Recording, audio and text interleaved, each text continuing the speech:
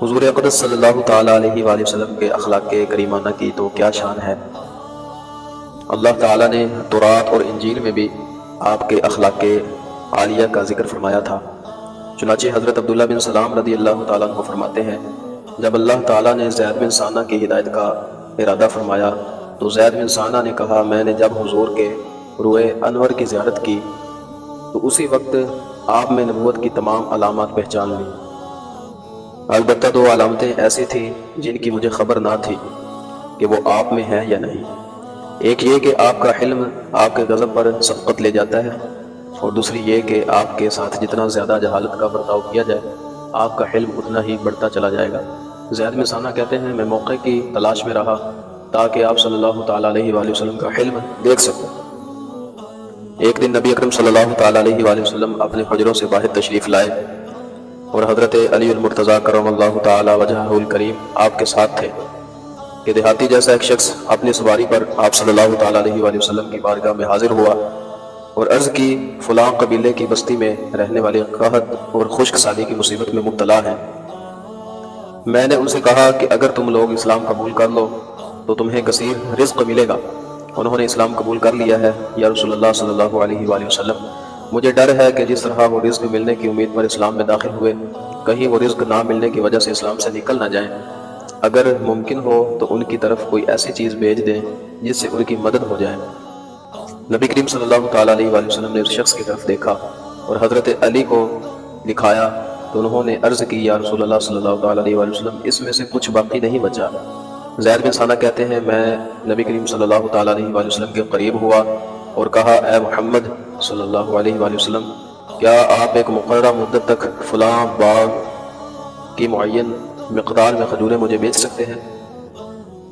آپ صلی اللہ تعالیٰ علیہ وآلہ وسلم نے ارشاد فرمایا، اے یہودی، ایسے نہیں، میں ایک مقررہ مدت تک اور معین مقدار میں کھجوریں تمہیں بیچوں گا، لیکن کسی باغ کو خاص نہیں کروں گا۔ زید بن ثانہ کہتے ہیں، میں نے کہا ٹھیک ہے، چنانچہ میں نے ایک مقررہ مدت تک معین مقدار میں کھجوروں کے بدلے 80 مسقال سونا نبی کریم صلی اللہ تعالیٰ علیہ وآلہ وسلم کو دے دیا، اور آپ صلی اللہ تعالیٰ علیہ وآلہ وسلم نے وہ سونا اس شخص کو دے کر فرمایا، یہ سونا ان لوگوں کے درمیان تقسیم کر دو اور اس کے ذریعے ان کی مدد کرو۔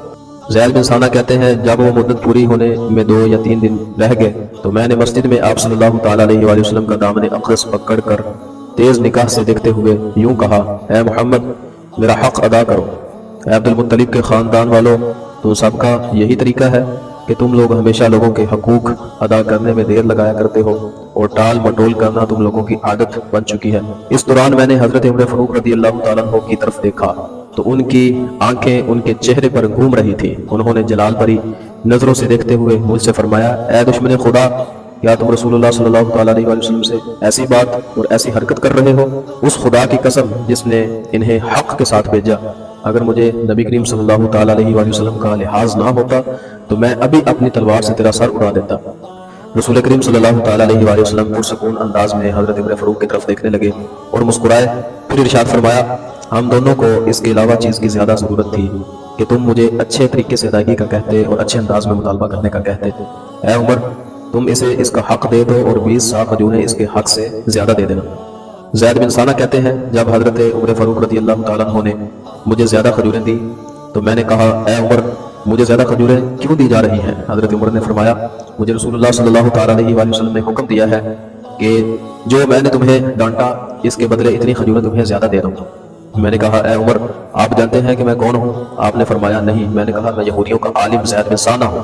آپ رضی اللہ تعالیٰ عنہ نے فرمایا، پھر تم نے رسول اللہ صلی اللہ تعالیٰ علیہ وآلہ وسلم کو جو باتیں کہیں اور ان کے ساتھ جو حرکت کی وہ کیوں کی؟ میں نے کہا، میں نے حضور صلی اللہ تعالیٰ علیہ وآلہ وسلم کے چہرہ انور کی زیارت کرتے ہی آپ میں نبوت کی تمام علامات پہچان لی تھی، البتہ ان 2 علامتوں کو دیکھنا باقی تھا کہ آپ کا حلم آپ کے غضب پر سبقت لے جاتا ہے، اور آپ کے ساتھ جتنا زیادہ جہالت کا برتاؤ کیا جائے آپ کا حلم اتنا ہی بڑھتا چلا جائے گا۔ بے شک میں نے یہ علامتیں بھی آپ صلی اللہ تعالیٰ علیہ وآلہ وسلم میں پا لی ہیں۔ تو اے عمر، آپ گواہ ہو جائیں کہ میں اللہ کے رب ہونے، اسلام کے دین ہونے اور محمد مصطفیٰ صلی اللہ تعالیٰ علیہ وآلہ وسلم کے نبی ہونے پر راضی ہوں۔ میں بہت مالدار ہوں۔ آپ گواہ ہو جائیں کہ میں نے اپنا آدھا مال تاجدار رسالت صلی اللہ تعالیٰ علیہ وآلہ وسلم کی امت پر صدقہ کر دیا۔ پھر حضرت زید سرکار دو عالم صلی اللہ تعالیٰ علیہ وآلہ وسلم کی بارگاہ میں حاضر ہوئے اور کہا میں گواہی دیتا ہوں کہ اللہ تعالیٰ کے سوا اور کوئی معبود نہیں اور محمد مصطفیٰ اللہ کے بندے اور اس کے رسول ہیں۔